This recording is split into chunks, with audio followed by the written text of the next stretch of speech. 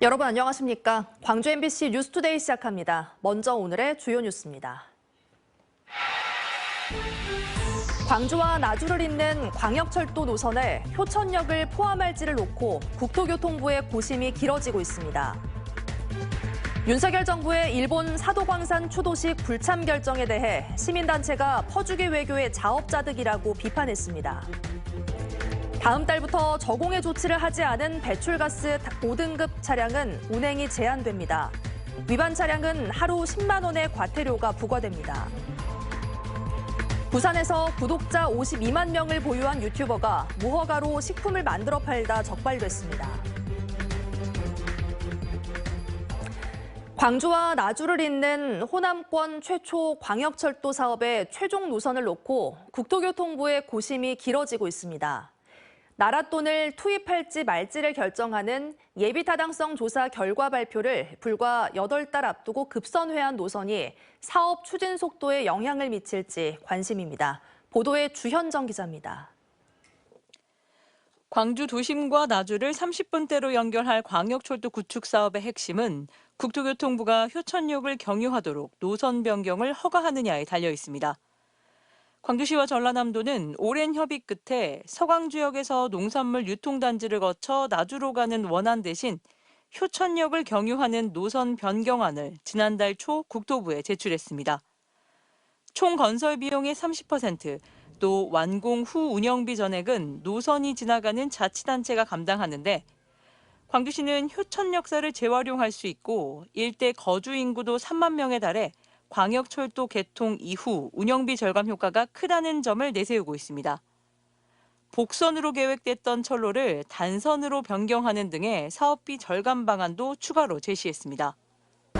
국토교통부는 광역철도 노선이 이곳 효천역을 경유하도록 변경하는 안을 검토하고 있는데 심의가 길어지고 있습니다. 늦어도 이달 초 원안이냐 변경안이냐에 대한 자체 타당성 심의를 마치고 기획재정부의 예비타당성 조사 변경 신청 여부를 결정할 것이라는 전망도 있었지만 국토부는 아직 이렇다 할 결정을 내리지 않고 있습니다. 시민들이 더 혜택을 많이 볼 수 있는 합리적인 대안들을 충분히 지자체에서 더 검토해서 그 안을 국토부에 제시할 수 있는 거예요. 국토부 입장에서는 그런 기존 대안 대비 지금 여기 지자체에서 원하는 그 대안이 과연 비용이 얼마만큼 늘어나고. 이런 가운데 기재부는 내년 6월 이 사업에 정부 예산을 투입할지 말지를 결정하는 예타 결과를 발표합니다. 광주시와 전라남도는 수정된 노선이 예타에 반영되도록 연내 노선 변경을 확정해 주기를 국토부에 재차 건의할 계획입니다. 한편 국토부가 노선 변경을 승인하고 기재부가 예타 통과를 결정하더라도 광주-나주 광역철도의 실제 착공은 2029년, 개통은 2032년 이후에나 가능할 것으로 보입니다. MBC 뉴스 주현정입니다. 한 주의 시작인 월요일 출근길 무렵까지는 맑고 포근한 날씨가 이어지겠습니다. 오늘 아침 기온 7도 안팎으로 어제보다 3, 4도가량 높은 가운데 한낮 기온도 17도 안팎까지 오르면서 종일 큰 추위 없겠습니다.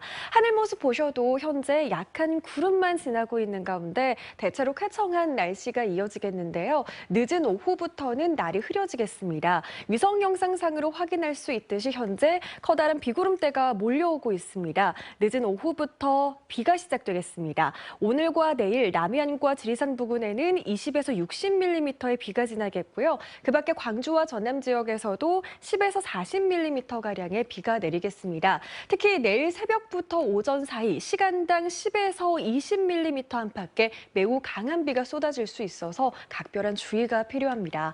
광주와 전남 모든 지역에 강풍 예비특보도 발표됐습니다. 오늘 밤부터 바람도 강하게 불겠는데요.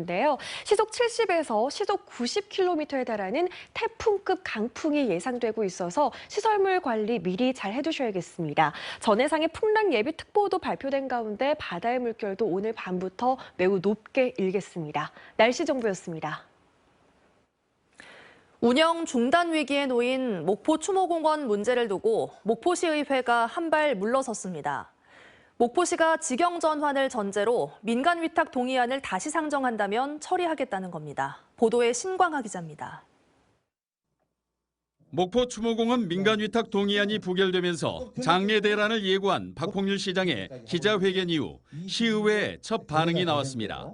동의안 반대에 표결한 의원 12명은 입장문을 대고 직영 전환을 전제로 한다면 민간위탁 동의안 재상정에 동의하고 원포인트 의회를 열겠다고 밝혔습니다.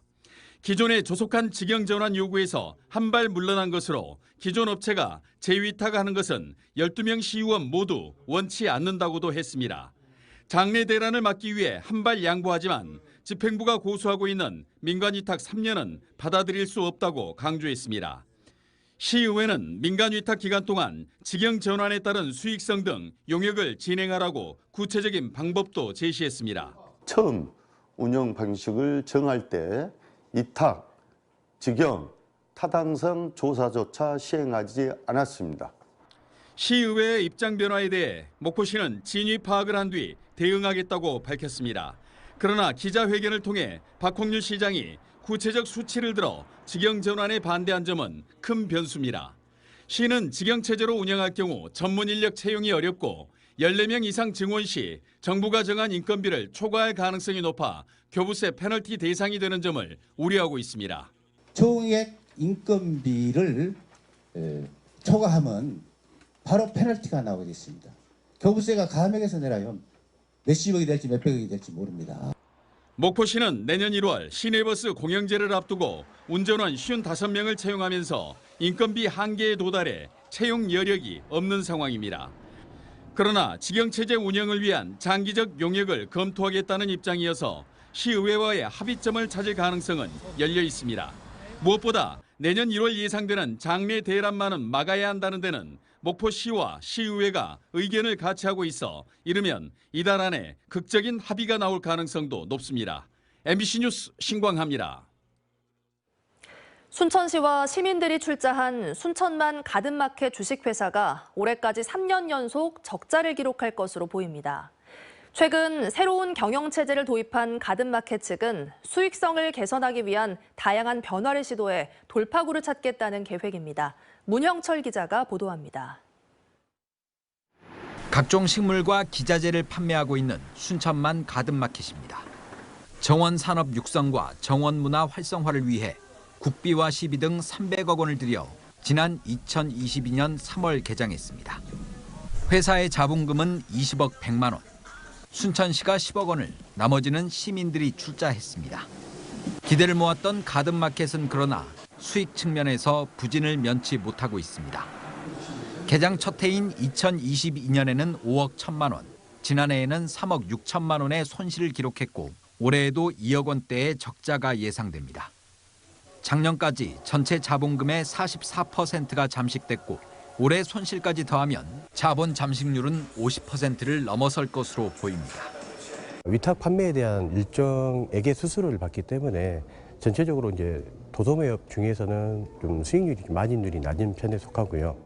돌파구를 찾기 위해 가든마켓은 최근 이사회 의결을 통해 식물 유통 분야 전문가를 대표이사로 추가 선임했습니다. 2명의 대표이사가 각각 의사결정 권한을 갖는 각자 대표 체제를 도입한 것으로 전문성을 높이겠다는 취지입니다. 또 도매 사업을 대폭 확대하고 자체 브랜드 상품을 개발해 수익성을 개선하겠다고 밝혔습니다. 2025년도를 굉장히 중요하게 생각하는 이유는 최소한도 이제 정상적인 경영에 그 궤도에 올라서야 된다. 그래서 그래야 다음 연도에는 이제 우리 주주들에게 뭔가 이익 배당이 될 수 있도록. 한편 오는 28일부터 진행되는 순천시 의회 행정사무감사에서는 가든마켓 운영에 대한 내용이 다뤄질 예정입니다. MBC 뉴스 문형철입니다. 우리 정부의 일본 사도광산 추도식 불참 결정에 대해 일제 강제동원 시민 모임은 윤석열식 퍼주기 외교가 자초한 참사라고 비판했습니다. 시민 모임은 강제동원 피해자들의 넋을 달래야 하는 추도식에 보란듯이 우익 성향 인사를 골라보내는 일본 정부의 태도는 추도식을 구실로 피해자 유가족들을 욕보이고 한국을 우롱하는 처사라고 규탄했습니다. 또 우리 정부가 외교적 성과로 치장했던 것은 결국 비난 여론을 의식한 눈속임용이자 실체 없는 빈 껍데기였음이 낱낱이 드러났다며 오늘의 외교적 수치와 굴욕은 윤석열 정부의 자업자득이라고 꾸짖었습니다. 김 양식장에서 작업 도중에 발생한 어선 충돌 사고로 팔 절단 수술을 받은 선원이 고용주를 상대로 낸 손해배상 소송에서 1, 2심 모두 승소했습니다. 광주지법은 김 양식 어선 선원 A씨가 고용주 B씨를 상대로 낸 손해배상 소송 항소심에서 2억 8천여만 원에 8,100여만 원의 지연 손해금을 지급하라는 승소 판결은 유지하되 배상액은 감액했다고 밝혔습니다. 한편 민사재판과 별개로 B씨는 업무상 과실치상 혐의로 형사재판에 넘겨졌지만 지난해 4월 대법원에서 무죄가 확정됐습니다.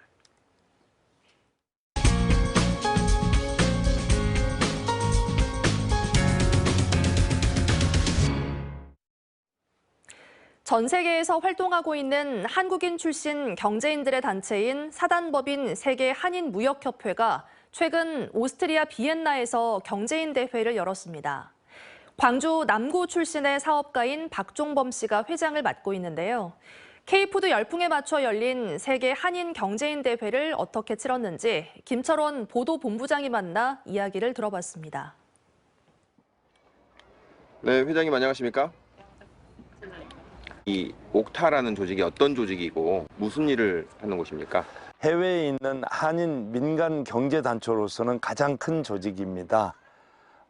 저희 세계 한인 무역협회는 한국의 중소기업 제품들을 해외에다가 이렇게 판로 개척을 하는 데 도움을 주고 그렇게 함으로 해서 대한민국의 경제 발전을 위해서 이렇게 노력하고 있는 단체입니다. 엑스포를 열고 계신데 예. 올해는 오스트리아 비엔나에서 그 행사를 여셨죠? 예. 유럽 시장을 조금은 더 이제 어려워하는 상황이 있는데 좀 극복하게 만들어야 되겠다라는 생각이 들어서 이번에는 세계한인 경제인 대회를 말 그대로 한국 상품 유럽 박람회로 만들어야 되겠다. 그중에서 특히 전남의 김용록 지사님을 비롯해서 경북의 이철우 지사님, 경기도의 김동윤 지사님, 그리고 충북의 김영환 지사님도 오셨고 그분들 외에 이제 우리 완도의 신우철 군수님을 비롯한 여러 또 지방자치단체장들이 또 같이 함께 해주셔서 정말 정말 성대한 그런 대회가 이번에 됐습니다. 네. 그만큼 또 K 문화, 음식 문화라든가 네. K 컬처에 대한 이쪽 지역의 유럽 지역의 관심이 예전보다 굉장히 많이 높아졌기 때문이 아닐까라는 생각이 드는데 실제로는 네. 좀 어떻습니까? 느끼시기에? K-푸드, K-뷰티, K-메디칼 할 것 없이 모든 게 K자가 붙는다는 얘기는 최고다라는 이제 그런 인식이 갈 정도로 하고 있잖아요. 여기 유럽도 마찬가지로 특히 한국의 이제 한국 음식들, 그다음에 한국의 뭐 K-팝을 비롯한 여러 가지 그 소비재 중심의 그런 제품들에 대한 인기가 되게 높습니다. 어떻게 본다면 산업화 과정에서는 우리 특히 이 전남 광주 지역이 어떻게 본다면은 농업 위주의 그런 산업들만 있었지 아까 그 대기업 중심의 그런 산업들은 활발하지 않았지 않습니까? 근데 이제 찬스가 온 것 같아요. 실제로 이제 김치라든가 김이라든가 네. 많은 관심을 받고 있지 않습니까? 네. 그 어떤 그런 인기나 이런 것들을 현지에서 체감을 하십니까? 김치를 비롯한 한국의 된장국, 한국의 불고기, 잡채 뭐 이런 것들 한번 맛을 보면은 다들 다시 오게 되는. 그러니까 한국 식품에 대한 그런 어떤 그 좋아하는 모습들이 너무나 이렇게 많이 보여요. 예, 그래서 김치를 비롯한 말씀하신 그 김을 뭐 비롯한 여러 가지 농산물, 수산물들에 대한 수출의 판로가 훨씬 더 넓어질 수가 있다. 조금 더 이런 찬스를 노려야 된다. 바람 불 때 연 날려야 된다가 있듯이 말 그대로 이렇게 한류가 지금 전 세계적으로 각광을 받고 있을 때 한국의 소비재 제품, 농산식품을 비롯한 화장품을 비롯한 이 소비재 제품들에 대한 수출을 적극적으로 좀 더 확대시켜 나갈 수 있도록 해야 되겠다. 고향이 광주 예. 남구의 대촌 그렇습니다. 라고 들었는데요. 예. 또 지역 사랑이 남다르시다고 들었고요. 어떤 지역 발전이라든가 예. 발전에 대한 어떤 그런 생각도 있으실 것 같아요. 제가 태어난 곳이 말씀하신 대로 이제 광주 남구 대촌, 그 당시에는 전라남도 광산군 대촌면이었는데 거기 출신입니다. 즉 영산강 상류죠. 그래서 저희 회사 이름도 영산입니다. 상대적으로 우리나라의 산업화 과정에 조금은 더 소외되어 있던 지역이 우리 전남 광주 지역이었다라고 생각이 드는데요. 요 근래는 사실은 이제 환경 문제나 이런 걸 생각해 봤을 때 오히려 클린 지역, 환경적인 면에서 오히려 더 깨끗하고 더 좋은 지역으로 되어 있는 거 아닌가. 그런 측면에서 지금 전남 광주가 강점으로 갖고 있는 것들, 일단은 농수산물이 되겠고 판로를 훨씬 더 넓혀서 한국의 실질적인 경제적인 도움이 될 수 있게끔 만드는 방향이 정말 중요하다고 생각을 해봅니다. 오늘 말씀 고맙습니다. 네, 고맙습니다. 한국기독교장로회 전남 광주 5개 노회는 어제 나라와 민족을 위한 권역별 시국기도회를 갖고 십자가 행진을 펼쳤습니다. 시국기도회에는 한국기독교장로회 소속 광주와 전남 목회자와 신자들이 참가해 법은 땅에 떨어지고 정의는 끝내 무너졌다는 내용의 성명을 목포역 광장에서 발표하고 교회여 일어나라는 기도를 올리며 십자가 행진을 진행했습니다. 다음 달부터 저공해 조치를 하지 않은 배출가스 5등급 차량은 운행이 제한됩니다. 광주시는 다음 달 1일부터 내년 3월 31일까지를 제6차 미세먼지 계절관리 기간으로 설정하고 배출가스 5등급 차량 운행을 제한하기로 했습니다. 단속 시간은 평일 오전 6시부터 밤 9시까지고 감시 카메라에 적발된 차량에 하루 10만 원의 과태료를 부과합니다. 계절관리 기간에 적발된 차량이 내년 9월 30일까지 조기 폐차 등 저공해 조치를 완료하면 과태료가 면제됩니다.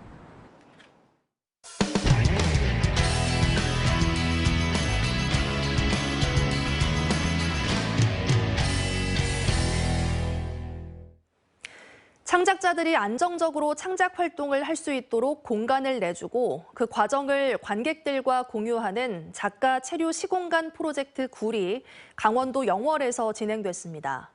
공공기관이 아니라 개인이 직접 후원을 받아 운영하는 건데요. 원주문화방송 이병선 기자가 다녀왔습니다.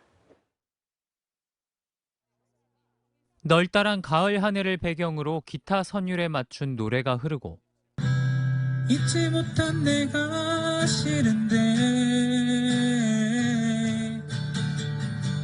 디지털 기기 없이 자신의 첫 책을 출간하게 된 작가는 사람들 앞에서 자신의 취향을 소개합니다. So when I read books like this, it feels very different. 고정적인 작업 공간을 갖기 어려운 창작자에게 몰입할 수 있는 공간을 제공하는 영월의 한 스튜디오의 작가 체류 시공간 프로젝트 굴입니다. 얼마 전 첫 번째 프로젝트를 마치고 창작자 2사람의 과정 공유회를 열었습니다. 공공기관도 아닌 개인이 창작자를 후원하는 일을 진행하는 겁니다. 화가의 길을 가려는 남편의 작업 공간을 위해 예산에 맞는 곳을 찾느라 서울을 떠나 영월에 정착한 게 시작이었습니다. 김가연 대표를 그간 이끌었던 건 공백의 경험 그리고 그 공백의 질시를 보내는 세상에 대한 반발이었습니다. 20, 30대의 중증 투병 경험자의 인터뷰를 엮은 부정기 매거진 병맛도 젊은 나이에 여러 공백을 겪어야 하는 이들의 이야기였습니다. 그냥 우리는 살면서 다 크고 작은 질병을 겪기 마련인데 왜 젊은 사람이 아프다고 하면은 자연스럽지 못하게 보는지 혹은 건강관리 못한 거 아니냐 같은 그런 좀 질책을 들어야 하는지 그런 부분의 반기라고 해야 될까요? 프로젝트 굴도 같은 마음에서 시작됐습니다. 유명하지 않은 창작자는 마치 아무것도 하지 않은 공백만 있는 것처럼 말하고 주목과 격려는 없는 현실이 보였기 때문입니다. 공공기관에서 제공하는 시설은 결국 창작자를 위한 게 아니라는 것도 한몫했습니다. 마을의 빈 건물이라던가 아니면 공공이 제공한다는 어떤 유휴 공간을 사용했지만 그게 창작자가 1순위는 아니더라고요. 결국엔 사유지가 있어야 된다라는 깨달음을 얻고 제가 모아뒀던 신혼집 자금을 이제 보태서 그렇게 시작된 프로젝트 굴은 이름 없던 창작자가 작품 활동을 이어갈 원동력이 됐습니다. 매거진 병맛의 이야기를 수집하는 청년 투병인도 그렇고 그리고 어떤 공백기를 갖고 있는 예술인들도 그렇고 다 어중간하잖아요. 삶에서 어중간한 시기를 지나고 있는 그런 사람들과 함께 하겠다라는.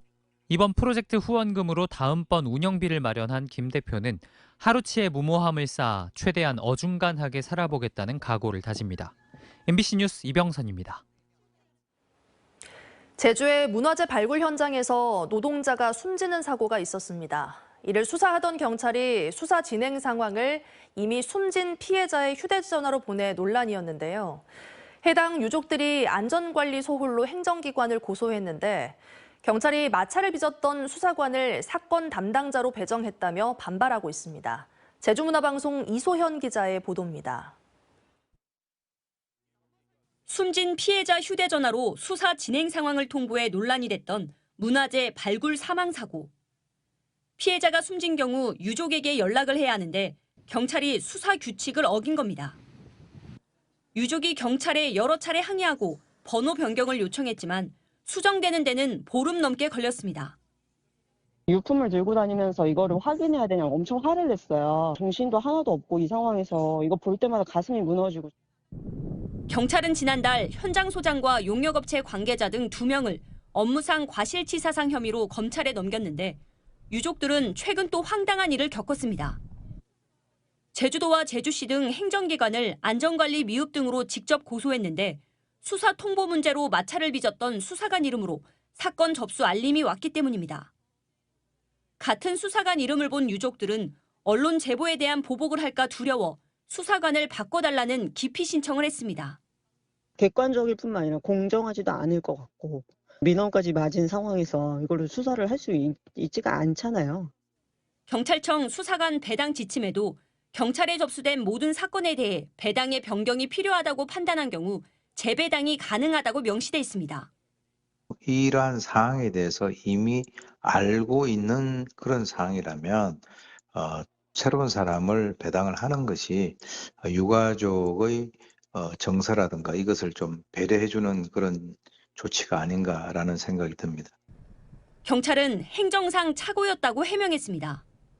사건 배당은 다른 수사관에게 됐는데 접수를 이전 수사관이 해 그 이름으로 유족에게 알림이 갔다는 겁니다. 또 유족 변호사에게 전화를 한 것도 전에 통화했던 적이 있어 추가 출석 여부를 물어보라고만 지시했다는 겁니다.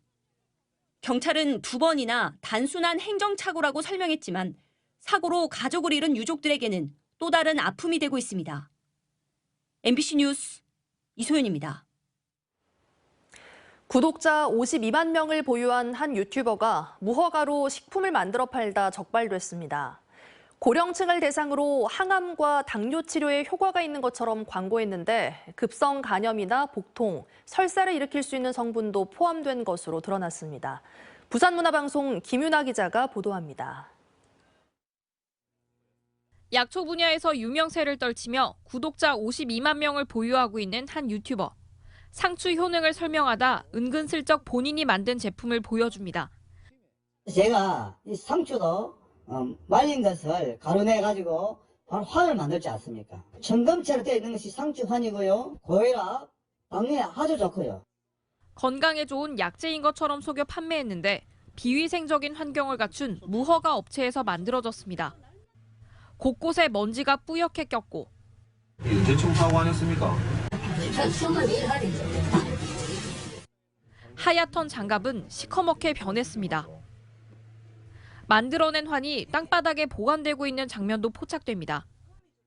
이런 거미줄 같은 거 좀 제거 좀. 거미줄이 날씨가 습도가 있더라고요. 지난 4년간 이 유튜버가 제품 판매로 거둬들인 수익은 무려 2억 3천만 원. 식품 제조업 있습니까? 이거 만들 수 있는 업이 있어요? 성분도, 유통기한도 알 수 없고 급성 간염이나 복통, 설사를 일으킬 수 있는 성분도 포함됐습니다. 한 포에 10만 원씩 판매된 이 제품에는 식품에 사용할 수 없는 원료가 들어갔고 식중독균까지 확인됐습니다. 피해자는 대부분 50에서 70대로 현재까지 확인된 사람만 2,100여 명에 달합니다. 자기를 이제 호칭할 때 교수라고 호칭을 하고요. 한일에서 내린 환이라서 청금채, 그리고 뭐 젊음을 준다 해서 회춘환 이런 식으로 이름을 되게 그럴듯하게. 부산식약청은 유튜버와 제조업체 관계자 등 4명을 식품위생법 위반 등의 혐의로 불구속 송치했습니다. MBC 뉴스 김민아입니다. 전라남도가 오는 2030년까지 식품 산업을 21조 원 규모로 육성합니다. 전라남도는 지난해 10조 6천억 원 규모였던 식품 산업을 2030년까지 21조 원으로 성장시키기로 하고 총 사업비 4조 6,893억 원을 투자해 기존의 생산 위주가 아닌 소비까지 이어지는 고부가 가치 연결망을 구축하겠다고 밝혔습니다. 전라남도는 이를 위해 다음 달 18일 서울에서 수도권 소재 선도기업 등을 대상으로 투자 유치 설명회를 개최하고 친환경 식품 원료 생산과 제품화에도 힘쓸 계획입니다. 지난해 3월 완도 선착장에서 발생한 일가족 차량 추락 사망 사고와 관련해 완도군과 여객선 회사에 민사적 책임이 없다는 법원 판결이 나왔습니다. 광주지법 민사 4단독 이재석 부장판사는 유가족에게 보험금을 지급한 보험사가 완도군과 여객선사를 상대로 제기한 구상금 청구 소송에서 완도군과 선사가 안전관리를 부실하게 했다고 인정할 증거가 없다며 보험사의 청구를 기각했습니다.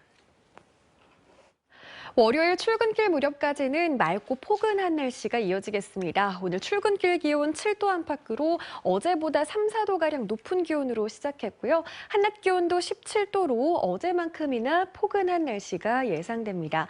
하늘 모습 보시면 현재 위성 영상상으로도 맑은 하늘 드러나 있는데요. 거대한 비구름대가 현재 몰려오고 있는 상황입니다. 늦은 오후부터는 날이 흐려지겠고요. 밤부터 비가 시작되겠습니다. 오늘 밤부터 토요일까지도 눈과 비가 지날 것으로 예상되는 가운데 우선 내일까지 예상되는 강수량은 남해안과 지리산 부근에 20에서 60mm, 그 밖에 광주와 전남 지역에 10에서 40mm가량입니다. 특히 내일 새벽부터 오전 사이 시간당 10에서 20mm 안팎의 매우 강한 비가 쏟아질 수 있어서 더 각별한 주의가 필요하겠습니다. 광주와 전남 모든 지역에 강풍 예비특보도 발표됐습니다. 오늘 밤 해안 지역부터 바람이 거세게 불기 시작하겠고요. 내일이면 광주와 전남 모든 지역에서 바람이 매우 강하겠습니다. 시속 70에서 무려 90km에 달하는 태풍급 강풍이 예상되는 만큼 시설물 관리도 철저히 해두셔야겠습니다. 아직까지는 대부분 지역에서 맑은 날씨가 이어지고 있습니다. 아침 기온 목포에서 8도, 해남에서도 8도로 대체로 포근한 출근길 이어지고 있고요. 한낮 기온도 17도 안팎까지 오르면서 낮 동안 특히 포근하겠습니다. 전해상의 풍랑 예비특보도 발표된 가운데 바다의 물결도 매우 거세게 일겠습니다.